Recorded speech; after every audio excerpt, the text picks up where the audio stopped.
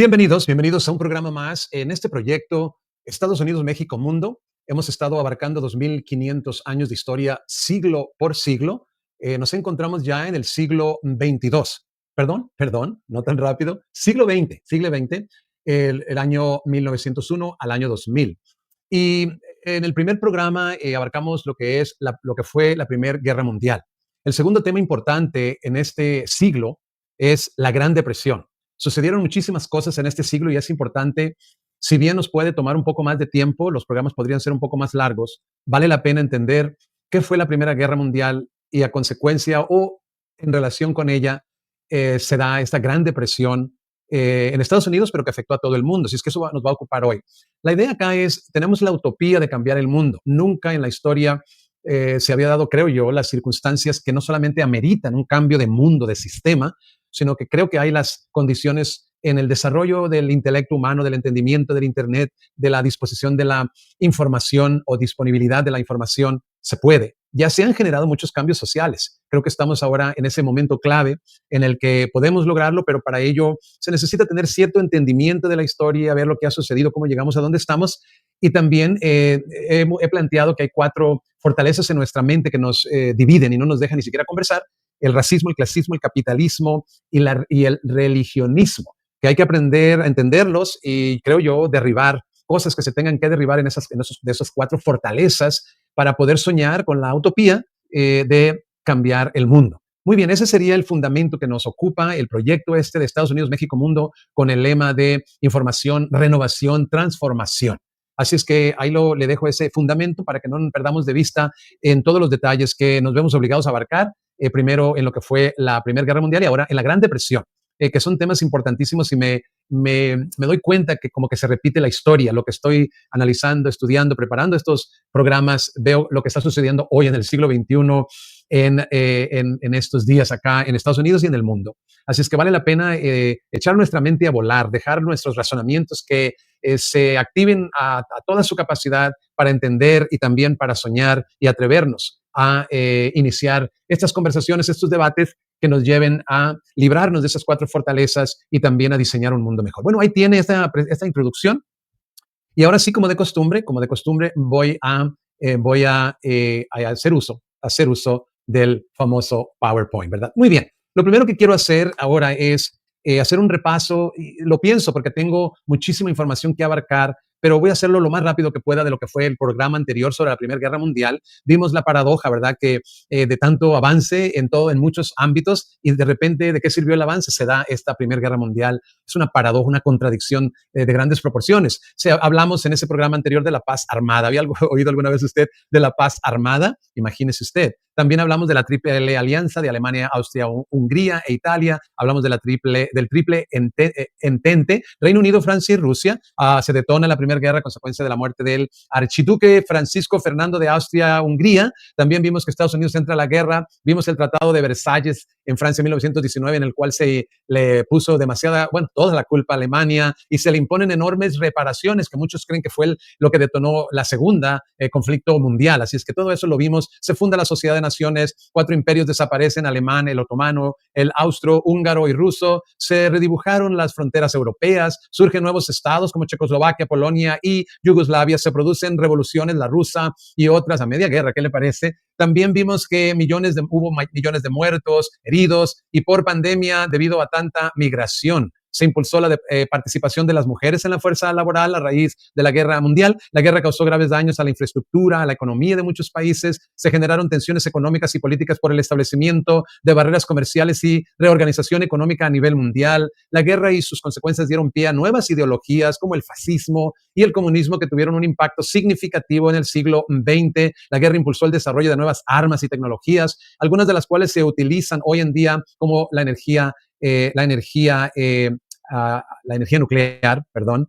También vimos millones de muertos, heridos, y por pandemia, debido a tanta migración, pues se esparció la pandemia, más muertes. Se impulsó la participación de las mujeres en la fuerza laboral. La guerra causó graves daños a la infraestructura y economía de muchos países. Se generaron tensiones económicas y políticas por el establecimiento de barreras comerciales y reorganización económica a nivel mundial. Y aquí viene donde, como ya conocemos la historia, lo que viene después, pues puede uno ver que esto va a servir a la larga como caldo de cultivo, perdón, para que más tarde se dé la segunda, porque empieza a haber establecimiento de barreras comerciales, reorganización económica a nivel mundial. La guerra y sus consecuencias dieron pie a las nuevas ideologías como el fascismo y el comunismo, que tuvieron un impacto significativo en el siglo XX. La guerra impulsó el desarrollo de las nuevas armas y tecnologías, algunas de las cuales se utilizan hoy en día, como la energía nuclear.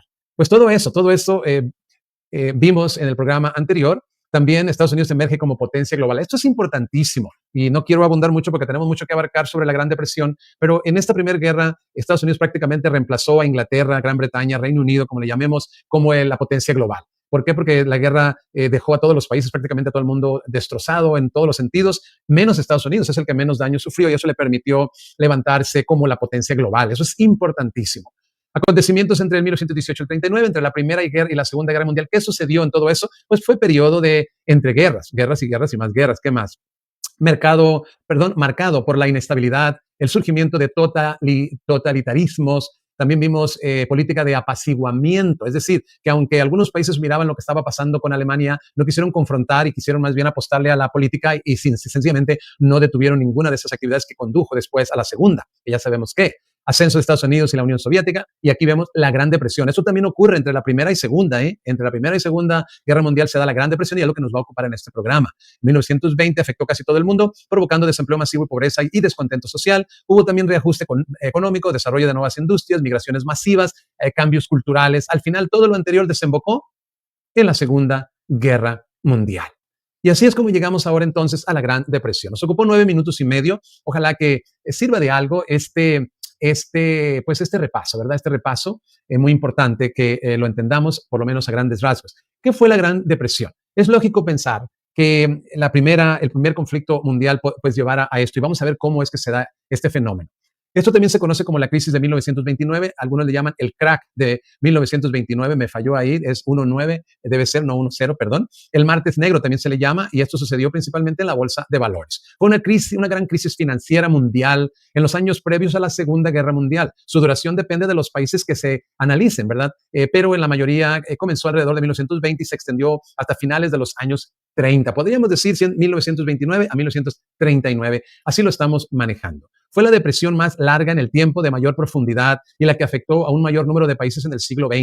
En el siglo XXI ha sido utilizada, fíjese usted, como paradigma o marco de referencia de hasta qué punto se puede producir un grave deterioro en la economía a escala mayor. En otras palabras, siempre se hace referencia a esa famosa depresión cuando pasamos por desplomes económicos en la actualidad. Tuvo efectos devastadores en casi todos los países, ricos y pobres, donde la inseguridad y la miseria se transmitieron como una epidemia, de modo que cayeron la renta nacional, los ingresos fiscales, los beneficios empresariales y los precios. El comercio internacional descendió entre un 50% y un 66%. Imagínese usted, el comercio internacional desciende por mitad y más. El desempleo en Estados Unidos aumentó 25% y en algunos países alcanzó el 33%. Como quien dice, 1 de cada 4 personas estaba desempleada. Ciudades de todo el mundo se vieron gravemente afectadas, en especial las que dependían de su industria pesada y la construcción, que se detuvo prácticamente en muchas áreas. Estas industrias obviamente fueron las más afectadas. La agricultura y las zonas rurales sufrieron la caída de los precios de las cosechas, que alcanzó aproximadamente un 60%. Bárbaro, bárbaro. Ante la caída de la demanda, las zonas dependientes de las industrias del sector primario con pocas fuentes alternativas de empleo, fueron las más perjudicadas. ¿Qué le parece a usted? Antecedentes. Vamos a ver qué antecedió, qué sucedió antes de esta Gran Depresión. Bueno, ¿qué más? Fue consecuencia de la Primera Guerra Mundial. Esta guerra puso fin al orden económico internacional existente. Imagínense, había ya un orden económico internacional existente, le puso fin la Primera Guerra, desde la segunda mitad del siglo XIX. Supuso un descenso demográfico directo e indirecto de alrededor del 10% de la población europea y de un 3.5% del capital existente. Es decir, murió muchísima gente. Un 10% en la población europea había muerto a consecuencia de la Primera Guerra Mundial. Desde el punto de vista financiero, el conflicto bélico conllevó un gasto público descomunal en Europa, financiado por deuda pública, tanto interna como externa, que supuso la multiplicación por 6 de la deuda que ya existía. También generó la creación de dinero. Se tuvo que crear dinero a diestra y siniestra para hacer todo esto, frente a todo esto, lo que supuso que una fuerte presión inflacionista. Obviamente, cuando se produce mucho dinero, lo que sigue es la inflación. Pues todo esto está sucediendo y fue lo que dio pie a la Gran Depresión. En el transcurso de la guerra, diversas naciones no participantes en el conflicto como Estados Unidos y Japón, escucha esto, diversas naciones no participantes en el conflicto, como Estados Unidos y Japón, se apoderaron de algunos mercados internacionales. Esa fue la ventaja que tuvieron estos dos países porque no se involucraron en el conflicto mundial directamente. Tradicionalmente, esos mercados, tradicionalmente dominados por los europeos. Así es que no solamente están reemplazando Estados Unidos a Inglaterra, sino el mercado completamente se están adueñando, apoderando del mercado a raíz de ese conflicto mundial tradicionalmente dominados por los europeos, que en ese momento centraban sus esfuerzos industriales en la producción militar. Si usted se pregunta cuándo sucedió ese cambio de poderío, de potencia mundial de Europa acá a Estados Unidos, pues ahí tiene la respuesta. Fue a raíz del primer conflicto mundial. En el sector agrícola, la demanda exterior de productos alimenticios de los países participantes creció durante la guerra. Esto estimuló la producción agrícola de los países neutrales. Pero al terminar la guerra y volver a la situación anterior, enfrentaron una oferta excesiva de productos agrícolas. ¿Y qué pasa cuando hay mucha oferta? Pues lo que forzó una reducción de precios en este sector y conllevó a grandes pérdidas. Es bonito entender cómo se mueve, digamos, la vida económica de un país y del mundo entero. Es interesantísimo, por lo menos a mí así me parece. La guerra también estableció un nuevo mapa político de Europa con nuevas fronteras que trastocó la estructura económica y comercial del continente al romper mercados y perder eficiencia económica, con lo que se hicieron necesarias nuevas inversiones. ¿Qué le parece? ¿Cómo? O más bien los antecedentes de esta Gran Depresión. Las reparaciones económicas impuestas por los vencedores de la guerra a los derrotados fueron astronómicas. La cantidad fijada para Alemania en particular por el Comité de Reparaciones en 1921 fue de 132 mil millones de marcos oro, lo que significaba en su momento inicial el pago anual del 6% del Producto Interno Bruto PIB de ese país, o sea, Alemania. Los acreedores cobraron solo una pequeña parte de las deudas a costa de que la economía internacional perdiese oportunidades de fortalecimiento y crecimiento. Pues muy bien, vamos a ver entonces cómo este conflicto bélico favorece entonces a Estados Unidos. Aquí dice crecimiento de Estados Unidos. Tras el final de la Primera Guerra Mundial, Estados Unidos experimentó un sostenido crecimiento económico y desplazó al Reino Unido del liderazgo económico mundial.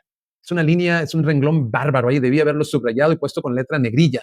Durante los años previos a la Gran Depresión, ¿qué se incrementó en aquel país, en Estados Unidos? La producción y la demanda de productos con una profunda transformación productiva dominada por la innovación tecnológica. Aprovechó y muy bien Estados Unidos lo que había quedado, vaya, de ruinas después del primer conflicto bélico.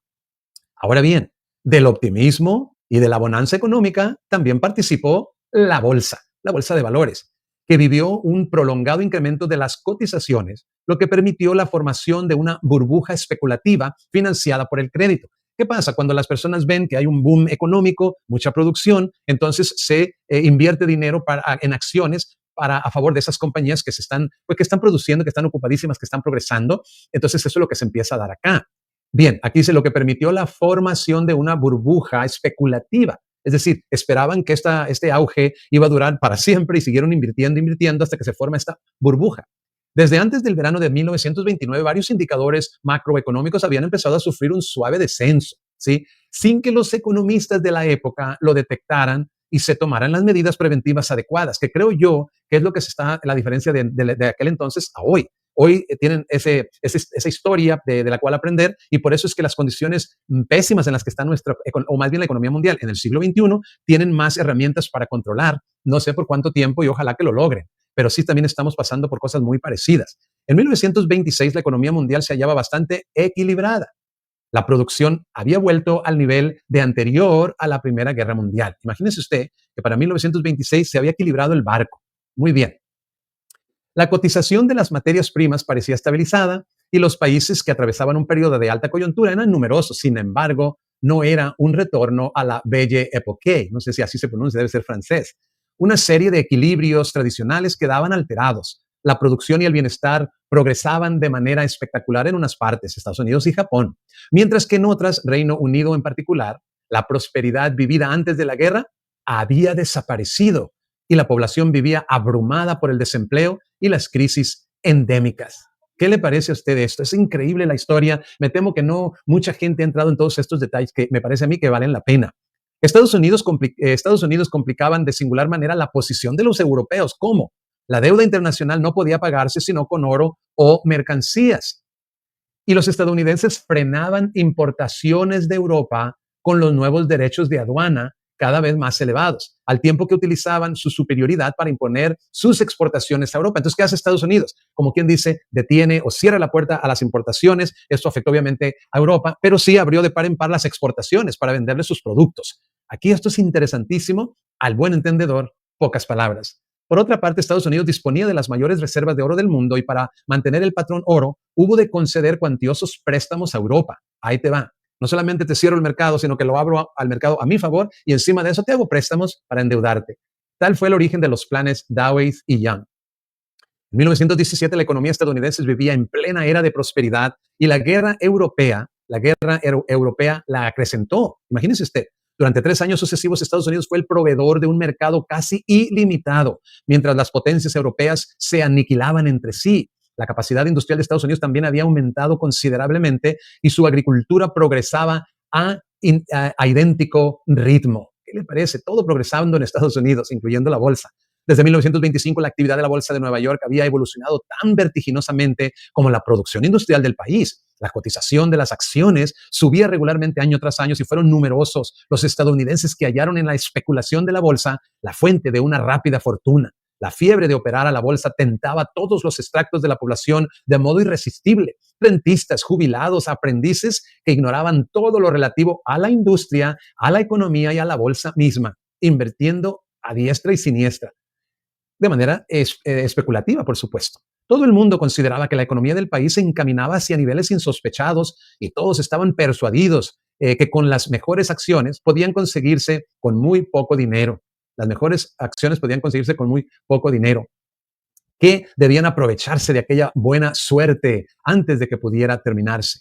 La continua demanda hizo subir las acciones a alturas increíbles y pronto la cotización en la bolsa fue pura especulación, que nada tenía de común con la auténtica solvencia de la sociedad. Imagínese usted. Mientras solo se trató para el ciudadano medio de invertir sus economías, la especulación siguió dentro de ciertos límites más o menos razonables. Pero transcurrió el tiempo y ¿qué creen que pasa? Los estadounidenses empezaron a operar en la bolsa con dinero prestado. Ya no era dinero de sus propias economías, empezaron a endeudar para apostar, para invertir en la bolsa de valores. Todo esto está sucediendo. El crack versátil de la bolsa, desarrollo de la crisis. Vamos a ver cómo se desarrolla entonces la crisis. Todo el sistema se derrumbó en octubre de 1929. Las cotizaciones perdieron todo cuanto habían ganado durante meses, o mejor dicho, durante años. Los pequeños especuladores quedaron arruinados y tuvieron que vender con enormes pérdidas. Y al cundir el pánico, los grandes capitalistas se encontraron también con dificultades.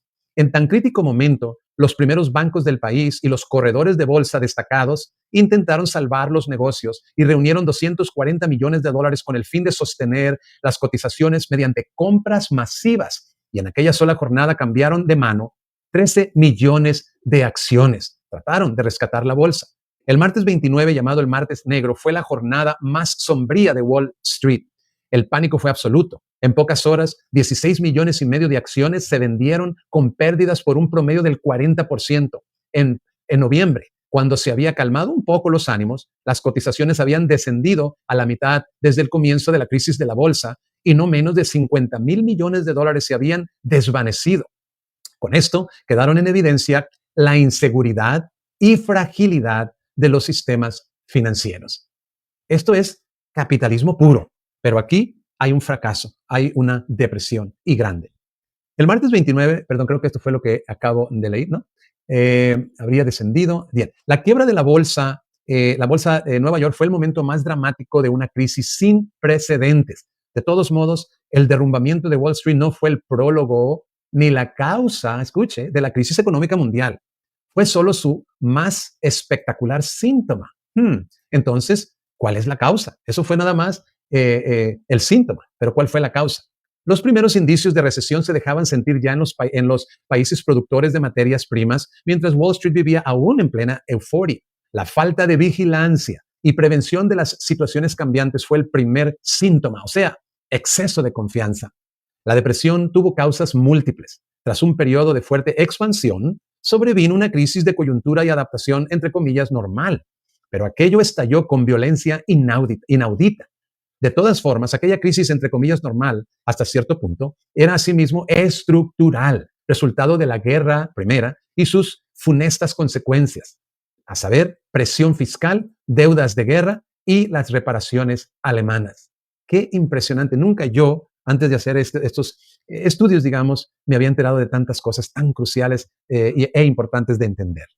La racionalización y las nuevas técnicas industriales y agrícolas contribuían igualmente a la crisis. El aumento de producción por hora trabajada, sin aumentar la mano de obra, es beneficioso para la industria, pero no en todas las circunstancias. Un ritmo de expansión demasiado rápido acarrea dificultades de transición y adaptación, suprime empleos y los trabajos disponibles para otros sectores de la producción, al haber desempleo, no pueden adaptarse siempre con suficiente rapidez. Por tanto, este problema de readaptación provoca, en la mayoría de los países, un bache importante apenas transcurre el periodo de alta coyuntura. Las dificultades internas y la inestabilidad de la política mundial impedían la elaboración de cualquier planificación a largo plazo. Difícil de salir de este hoyo. En el siguiente programa vamos a ver cómo empieza la recuperación, pero tendremos que esperarnos para entonces. Abarquemos lo que resta pues de este tema que es la Gran Depresión. Y dicho sea de paso, vamos a utilizar, yo pienso que 3 programas para este tema. La quiebra estadounidense, ahora, ¿por qué en Estados Unidos? Pues ya vimos, se acapara el mercado debido a la guerra y la bolsa de valores se vuelve eufórica o las inversiones, y esto fue la causa del el crack que le llama.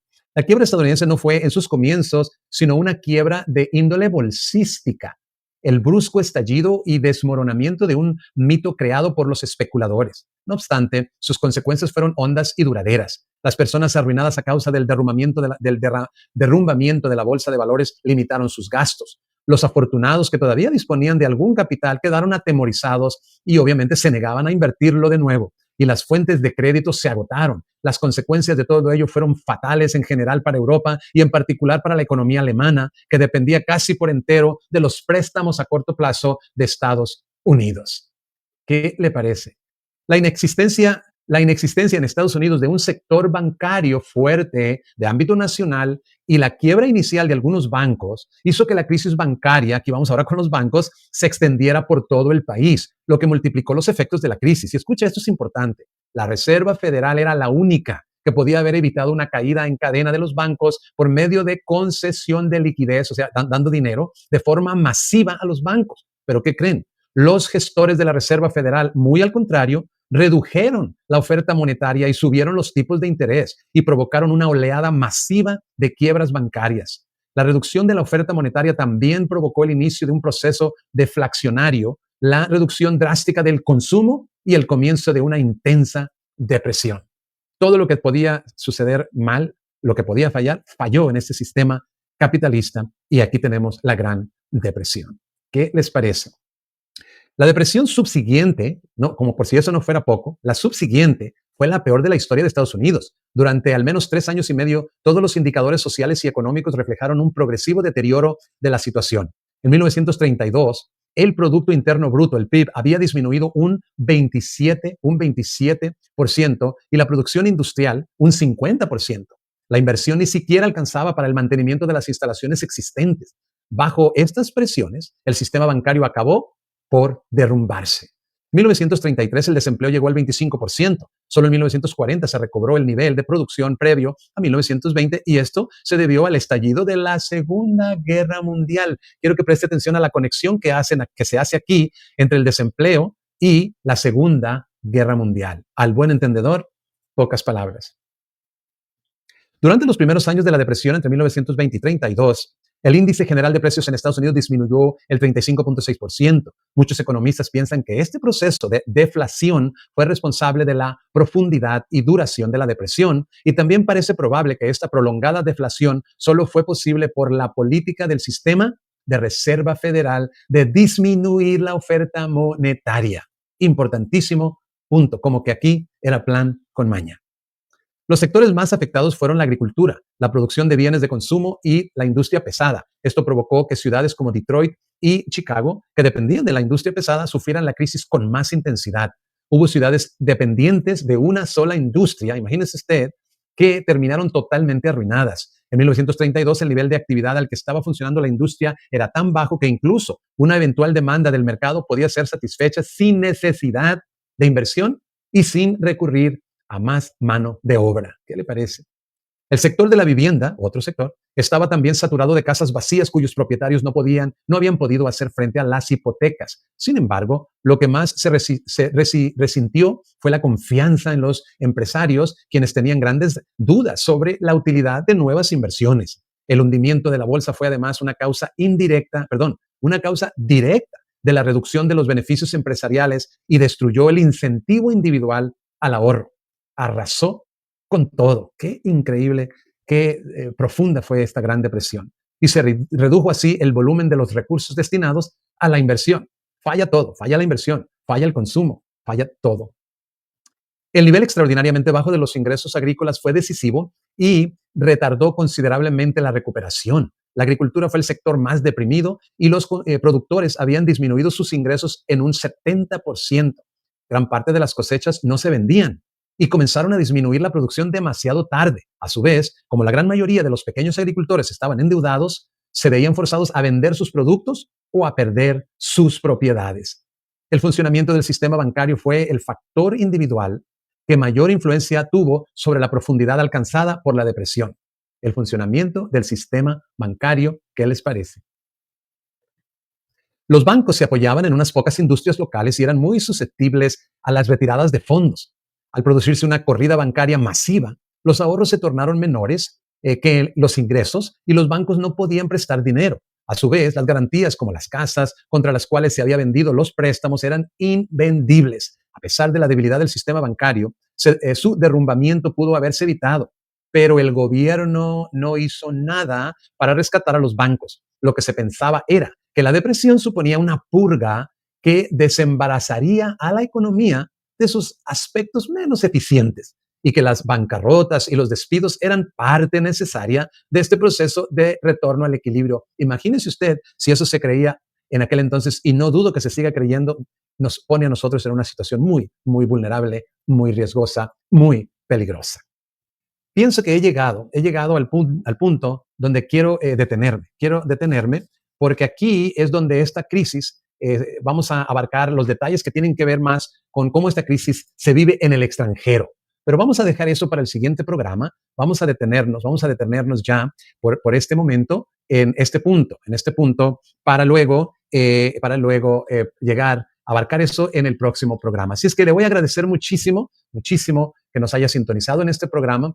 Pásela muy bien. Vamos a esperarlo entonces en el próximo programa y por ahora es todo. Hasta la próxima.